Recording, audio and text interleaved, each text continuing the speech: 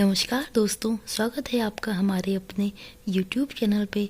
आशा करती हूँ कि आप सभी बढ़िया होंगे और अपनी पढ़ाई को अच्छे तरीके से कर रहे होंगे। आज हम आपको KVS की सिलेबस को लेकर कुछ बारीकी सी बातें डिस्कस करेंगे जो कि आपके एग्ज़ाम में बहुत काम आएंगी। देखिए, ये तो हम सभी ने देख लिया है कि जो KVS का सिलेबस है वो 2 पार्ट में डिवाइड है। पार्ट ए आपका 100 मार्क्स का आएगा और पार्ट बी आपका 80 मार्क्स का पूछा जाएगा।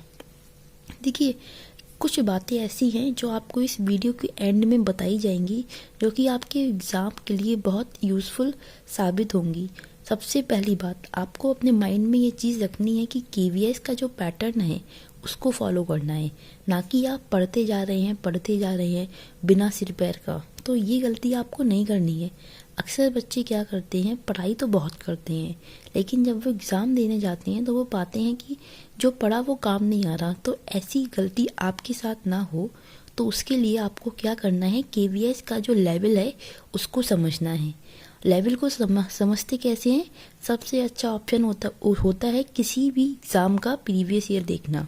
हम जिस भी एग्ज़ाम को देने जा रहे हैं उसी एग्ज़ाम का प्रीवियस ईयर आपके लिए बहुत हेल्पफुल होता है, क्योंकि किसी भी एग्ज़ाम का प्रीवियस ईयर आपको ये समझा देता है कि हाँ, ये संस्था किस तरीके से क्वेश्चन को पूछती है। सबसे पहले हम बात करते हैं KVS में पार्ट ए। देखिए, इसमें आपकी इंग्लिश, हिंदी, GA और करेंट अफेयर्स, रीजनिंग, कंप्यूटर और ये आपका perspective on education and leadership, जो कि आपका CDP ही है एक तरीके से, जो 60 मार्क्स का आएगा।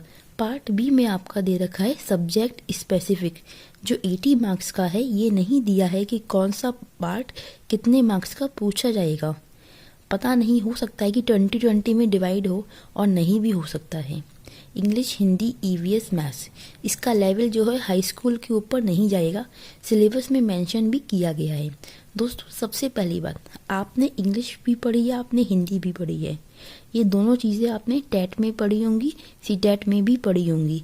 एक तरीके से वही लेवल है, बस क्वेश्चन को बनाने का जो तरीका है ना वो थोड़ा डिफरेंट है KVS का। तो आपको वही चीज़ समझनी है कि जो आपने पढ़ा है उसको और स्ट्रॉन्ग करिए कि क्वेश्चन को वो कितना भी घुमा के दे दे आप उसे हल कर सकें। सेम एज आपने कंप्यूटर को इतना नहीं पढ़ा होगा शायद। कुछ बच्चे अगर जो UP बोर्ड वगैरह के होते हैं तो उनमें इतना कंप्यूटर पे जोर नहीं दिया जाता है। तो आपका ये 5 नंबर का पूछा जाएगा। आप किसी भी टीचिंग एग्ज़ाम की मैथन देख लें, आपके लिए सफिशिएंट होगी। हम बात करते हैं रीजनिंग की, तो रीजनिंग हमारी 5 नंबर की आती है। रीजनिंग का लेवल सही होता है, आप एकदम हल्के में नहीं छोड़ सकते। और अब तो वो ज़माना है कि आप ये भी नहीं सोच सकते कि आप एक सब्जेक्ट की तैयारी करें, एक को छोड़ दें, क्योंकि कंपटीशन बहुत हाई लेवल का है।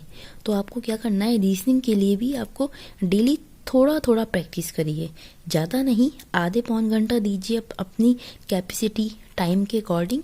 थोड़ा टाइम डेली रीजनिंग पर दीजिए। देखिए, 5 नंबर के क्वेश्चन है, अगर आपने एक बार कमांड बना ली रीजनिंग पे तो आपके 5 नंबर आपकी मुट्ठी में ही है। दूसरी बात दोस्तों, रीजनिंग आप सभी कोई ना कोई एग्ज़ाम दे ही रहे होगे, तो आई डोंट थिंक कि आपके लिए इतना हार्ड होगी। बात करते हैं हम जनरल अवेयरनेस और करेंट अफेयर्स की, जो कि 10 मार्क्स का पूछा जाएगा। इसके लिए आप क्या कर सकते हैं, जितने भी आप, जैसे मैं आपके लिए एक बेस्ट चैनल सजेस्ट करती हूँ, कुमार गौरव सर की जो करेंट अफेयर्स वाली क्लास होती है उसमें स्टैटिक GK भी कराया जाता है। आप उस क्लास को फॉलो करें, आपका करेंट अफेयर्स के साथ में जो जनरल अवेयरनेस है वो भी कवर हो जाएगी और आपकी जो नॉलेज है वो डेफिनेटली बूस्ट होगी और यूज़फुल भी होगा वो। हिंदी के लिए मैंने अभी आपको बताया ही कि आपने जो टेट CTET में पढ़ा है वही टॉपिक हैं, बस उन टॉपिक से क्वेश्चन बनाने का जो तरीका है वो थोड़ा अलग है। तो अब वो आपको समझना है कि हाँ, KVS डायरेक्ट क्वेश्चन नहीं पूछता, थोड़ा सा। देखिए, हम ये कोई प्राइमरी एग्ज़ाम तो है नहीं कि हमारा टेट CTET हो कि बस निकाल लिया, क्वालिफाई कर लिया। ये वो एग्ज़ाम है जो आपको जॉब दिलाएगा, तो ऑब्वियसली थोड़ा तो वो क्वेश्चन को हार्ड करेगा ही। तो आप हिंदी के लिए क्या करें, KVS का जो प्रीवियस ईयर के पेपर है ना वो पहले एक बार ज़रूर लगाएं। उससे आपको बहुत आइडिया हो जाएगा कि केवीएस किस लेवल पे जाके क्वेश्चन पूछता है। इंग्लिश में भी आपको ज़्यादा कुछ नहीं करना है। देखिए, इंग्लिश में आपको सभी टॉपिक पढ़ने हैं, जैसे टेट में पढ़े गए थे। एक्टिव पैसिव हो गया, या फिर आपका एरर वाला हो गया, या फिर आपकी टेंस हो गए, सभी से कोई ना कोई क्वेश्चन आता ही है। अगर आप प्रीवियस ईयर उठा के देखेंगे ना, तो आप पाएंगे कि उसमें एक्टिव पैसिव से डायरेक्ट क्वेश्चन आया है, क्योंकि एक्टिव पैसिव में क्या होता है, आपकी वर्ब की थर्ड फॉर्म आती है और उसमें आपको एलिमेंट करने में इजी पड़ जाएगा। इसी तरीके से आप फिलिंग द ब्लैंक्स की फॉर्म में वो आपसे वर्ब पूछ सकता है, या फिर वो आपसे, और हाँ, वोकैबुलरी बहुत इंपॉर्टेंट है। वोकैबुलरी के 3-4 क्वेश्चन तो आपको देखने को मिल ही जाएंगे, इवन 4-5 भी मान सकते हैं। तो वोकैबुलरी के लिए आप डेली थोड़ी थोड़ी पढ़ लीजिए। एक नीतू मैम की वॉल्यूम 1 आती है, वो काफ़ी यूज़फुल है। अगर आप चाहें तो उसे परचेज करें और वोकैबुलरी थोड़ी थोड़ी डेली पढ़ेंगे। अभी से 2-3 महीने हैं आपके पास, तो ईजिली आप अपनी वोकैबुलरी अच्छी करेंगे, जो आपके एग्ज़ाम में भी काम आएगी एंड आपकी डेली लाइफ में भी आपका कॉन्फिडेंस बिल्डअप करने के भी काम आएगी। तो वोकैबुलरी पर आपको अभी से वर्क करना है। और हिंदी में भी जो वोकैबुलरी होती है, लाइक हमारे मुहावरे हो गए, विलोम शब्द वगैरह हो गए, तो उसको भी देख लें। वो तो बच्चे देखते ही रहते हैं, लेकिन इंग्लिश की वोकैबुलरी होती है, मोस्टली बच्चे होते हैं इस पर कम ध्यान देते हैं। तो अभी से आपको इस पे ध्यान देना शुरू करना है।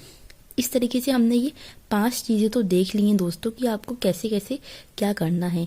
लेकिन कुछ भी करने से पहले प्रीवियस ईयर को अच्छे से एनालाइज करिएगा कि क्वेश्चन का लेवल क्या जा रहा है। और एक चीज़ याद रखिएगा, 2018 से पेपर अब हो रहा है, तो ऑब्वियसली लेवल बढ़ेगा ही। तो इस चीज़ को माइंड में रखते हुए अपनी तैयारी को आप शुरू करिएगा।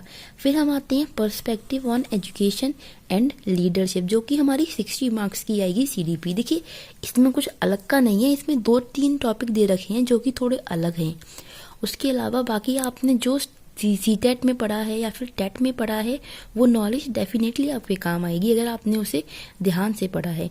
और एक और चीज़, केवीएस में आप जो भी पढ़ाई कर रहे हैं ना, तो सिर्फ उसे ये सोच के मत करिएगा कि बस पेपर निकालना है या रटना है। उसे समझ के पढ़िए, उससे प्रैक्टिकल अप्रोच के साथ पढ़िए, जिससे कि जब आप इंटरव्यू देने जाएंगे तो वहाँ जब आपसे क्वेश्चन पूछे जाएंगे तो आप उनके अच्छे से आंसर दे सकें।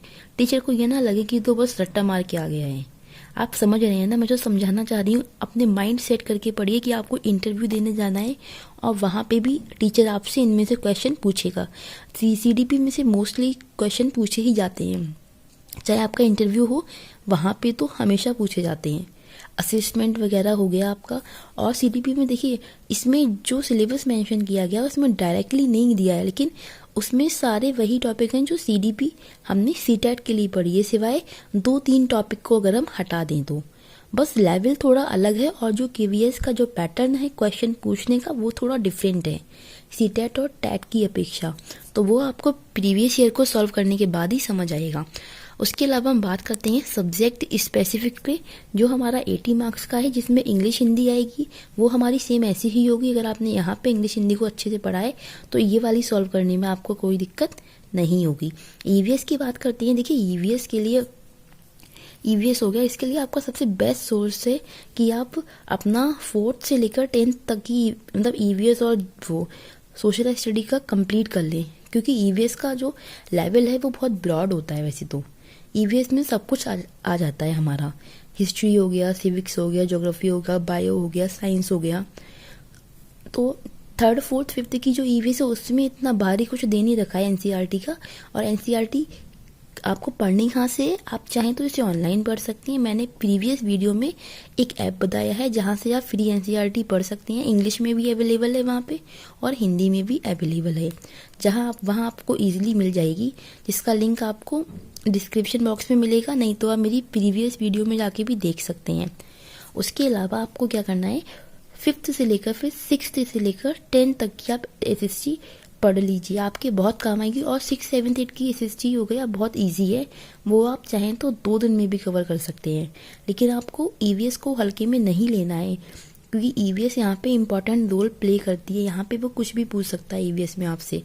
हिस्ट्री भी पूछ सकता है, सिविक्स भी पूछ सकता है, पॉलिटी भी पूछ सकता है। तो आप अभी आपके पास बहुत टाइम है, इस टाइम को अच्छे से यूटिलाइज करें, फालतू बर्बाद ना करें, दुनियादारी से थोड़ा सा हट जाएं। 2-3 महीने का समय है, इसे सिर्फ अपनी पढ़ाई को दे दें, ज़िंदगी फिर आपकी होगी। अगर आपने अभी भी अपनी पढ़ाई को सीरियसली नहीं लिया ना, तो फिर कल को आपको कोई पूछेगा नहीं कि भाई साहब आप क्या करते हो। आई होप आप मेरी बातों को अच्छे से समझ पा रहे होंगे। तो ईवीएस को आपको एनसीईआरटी से अच्छा करना है। एनसीईआरटी से ज़्यादा अच्छी कोई किताब नहीं है और सबसे इजी लैंग्वेज में होती है, आपको डायरेक्ट समझ में आएगी। ओके फ्रेंड्स, मैथ्स के लिए आपको क्या करना है, मैथ्स का लेवल भी हाई स्कूल तक जाएगा। आप चाहें तो किसी मतलब प्रॉपर भी पढ़ाई कर सकते हैं 6 से लेकर 10 तक की, नहीं तो आप किसी न किसी कंपटीशन की तैयारी में अगर लगे हुए हैं तो आप वहाँ से जो भी आपका सोर्स रहा है अब तक मैथ्स का, उसी को रिवाइज करें। मैं तो यही कहूँगी, नए नए तरीक़ों से पढ़ने से अच्छा है जिस तरीके से आपने मैथ्स को पढ़ा है ना, उस तरीके को ही मल्टीपल टाइम्स रिवाइज करिए। इससे क्या होगा, वो जो पैटर्न है आपके माइंड में अच्छे से बैठ जाएगा। तो कुछ इस तरीके से आपको अपने केवीएस के लिए तैयारी करनी है दोस्तों। आई होप आपको समझ में आ रहा होगा कि सबसे जो आपका की पॉइंट है, उस की पॉइंट आपका प्रीवियस ईयर के क्वेश्चन पेपर है, जिसे मैं शॉर्ट फॉर्म में PYQ कहती हूँ, प्रीवियस ईयर क्वेश्चन पेपर।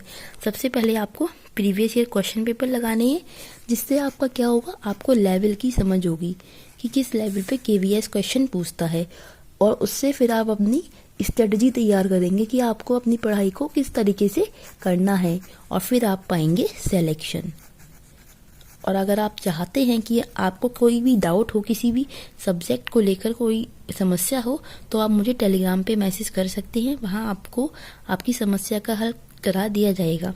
बस याद रखिएगा कि आपको किस तरीके से अपनी रणनीति बनानी है बिना समय को बर्बाद किए हुए। ओके फ्रेंड्स, आई होप ये वीडियो आपके लिए यूज़फुल होगी, और कोई भी मतलब आपके मन में डाउट हो कमेंट सेक्शन में आप बता सकते हैं। एंड अपनी तैयारी को बढ़िया से करते रहिए। आगे भी ऐसी ही वीडियोस पाने के लिए हमारे चैनल को सब्सक्राइब करें और वीडियो को लाइक करें। Thank you.